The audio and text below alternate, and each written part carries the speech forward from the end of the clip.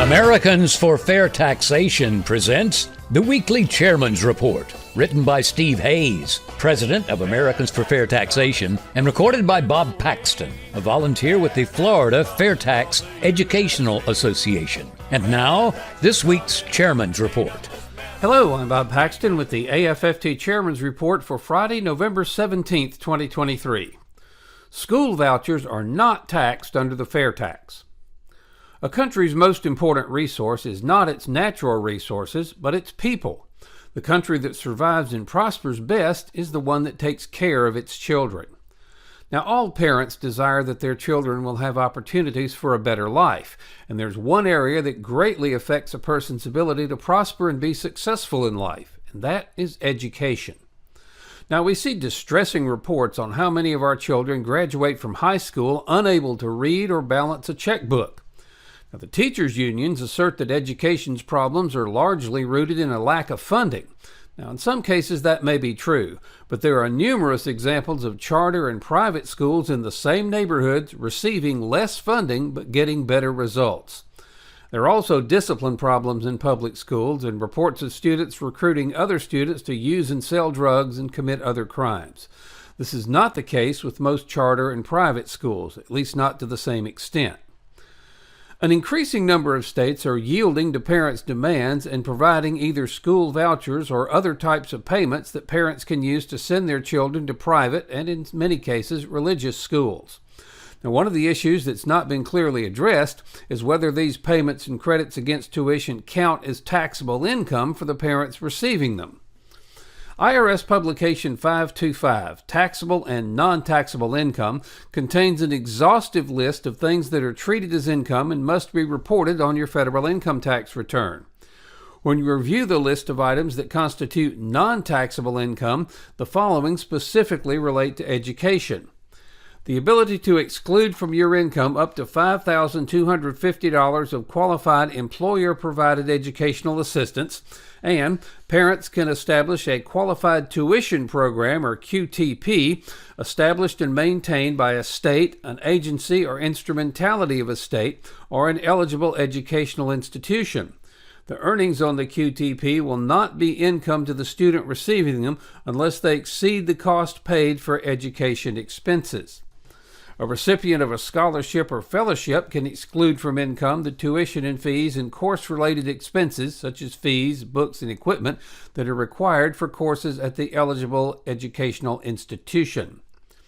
Now, the IRS said it would not require the recipients of special payments made by 22 states in 2022 to include those payments in their income.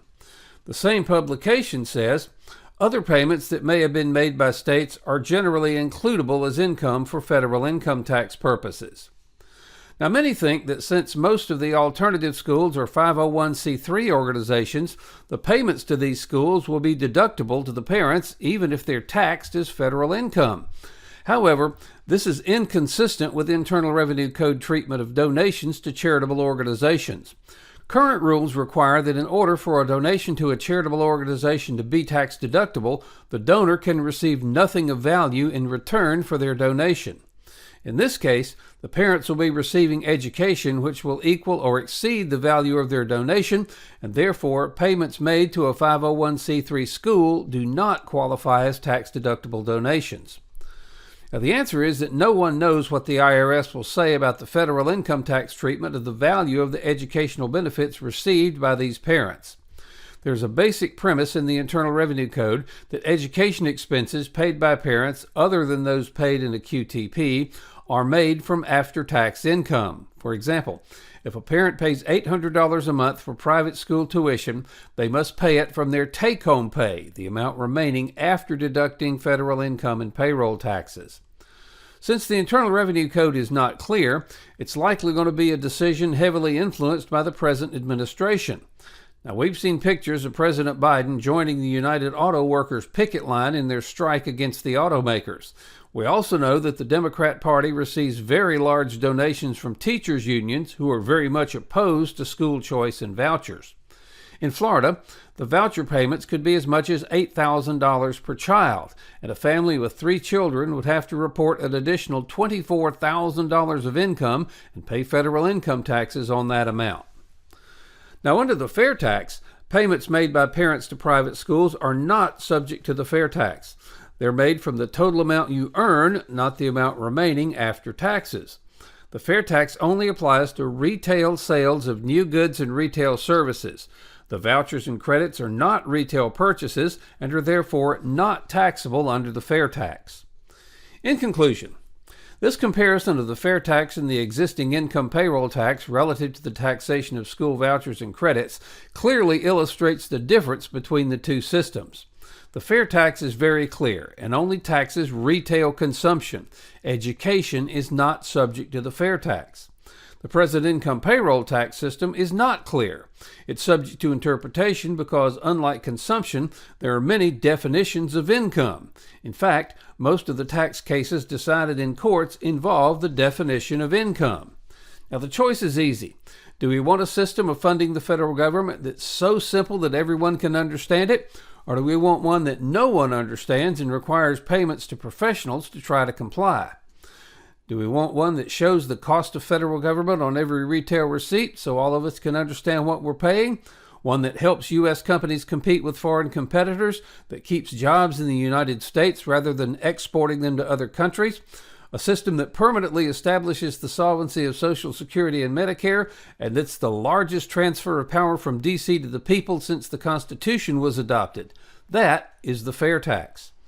Now, D.C. is ignoring the one real solution that allows us to remain citizens and not subjects. Again, that's the fair tax. The fair tax is simple, non-invasive, but most of all, it works. Now, if you don't like the idea of the IRS and D.C. requiring you to reveal more and more of your private financial data and changing us from citizens to subjects, you should be helping us pass the fair tax. Under the fair tax, there are no more tax returns. You no longer have to disclose your personal financial information to the government. Banks and other financial institutions no longer have to tell the government about the dividends and interest you received or about how much you made trading stocks, bonds, or other capital assets. There's no need for the government to know anything about your IRA because you won't need an IRA. The fair tax lets everyone save for their retirement tax-free. And of course, if the government doesn't have your confidential financial data, they can't leak it. In addition to solving the confidentiality problem, the fair tax lets business owners concentrate on making their businesses more profitable and beneficial for their shareholders and their employees. President Biden and Congress, pass the fair tax. Do the right thing for the people of America and fix the broken income payroll tax system. You can go down in history as the ones who freed all present and future Americans from the tyranny of the income payroll tax system. You can ensure that there can be no more leaks of our confidential information and transfer power back to the American people over how much tax they pay. The fair tax transfers power from Congress and the bureaucrats to the people. We, not D.C., will decide how much federal tax we pay. With a fair tax, there's no IRS. The states collect the fair tax, and only retail businesses will have to collect the fair tax and remit it to the government. Now, since less than 10% of the retailers account for 90% of retail purchases, there will be much less opportunity for evasion under the fair tax. So, why would D.C. pass the fair tax and give up this almost unlimited source of donations? Well, they won't, at least not voluntarily. The only way they will is if the rest of us demand it. Isn't it time to end this ludicrous tax collection system and the IRS along with it? Now, there's going to be a vote on the fair tax in the House of Representatives. We have the opportunity now to force all members of the House to show where they stand. They can vote for the present income payroll tax system, or they can vote for the fair tax. They can support the corrupt income tax in the IRS, or they can vote to eliminate it. It can't be any simpler than that. They can hide the true cost of their government, or they can pass the fair tax and show everyone the true cost of government on every retail receipt. And finally, they can support the largest transfer of power from government to the people, the fair tax, or they can vote against it. Now, if members think the fair tax needs to be amended to address a problem, they can propose the change. Don't let them get away with rejecting the entire bill because it has a perceived flaw in it that can be easily addressed. Please stand with us and demand that your representatives support a much fairer, much simpler, and much more efficient way to fund the government, the fair tax. The fair tax doesn't pick winners and losers. Because it taxes spending, not earnings, the fair tax lets everyone save for their retirement tax-free. The fair tax will allow us to take back control. The income payroll tax system is broken. It's no longer working. We can't repair it, but we can replace it with the fair tax. Join us and take back control of our country and our lives, not with bullets, but with the elimination of one of the biggest threats to our liberty and economic prosperity, the income payroll tax. We should all remember Edmund Burke's warning that applies to our efforts to take back control. Nobody made a greater mistake than he who did nothing because he could only do a little. We should also remember this quote from George Orwell's 1984, which, if we do nothing, may foretell your and your children's future. If you want to picture the future, imagine a boot stamping on a human face forever. So what can each of us do? We can write letters and make calls to our elected representatives and attend Zoom town hall meetings demanding that if they really want to allow Americans to take back control, the first step is to eliminate the income payroll tax system and enact the fair tax. Take back control. Help us pass the fair tax. Help us bring about real tax reform and stop future IRS abuses. By contributing or investing $10.40 a month, you help provide a financial base to Americans for fair taxation. Now, if you can make larger contributions/investments, these will be used not for salaries, as we're all volunteers, but for the needed updates to our economic studies, which will be vital for all future years. Please go to FAIRtax.org and invest in AFFT. It's an investment in your and your family's future. This has been the Weekly Chairman's Report, written by Steve Hayes, President of Americans for Fair Taxation. Check back every week for news and information about the fair tax and learn why the fair tax should replace our antiquated federal income tax system. If you'd like to receive a copy of the Chairman's Report in your inbox every week, sign up at FAIRtax.org.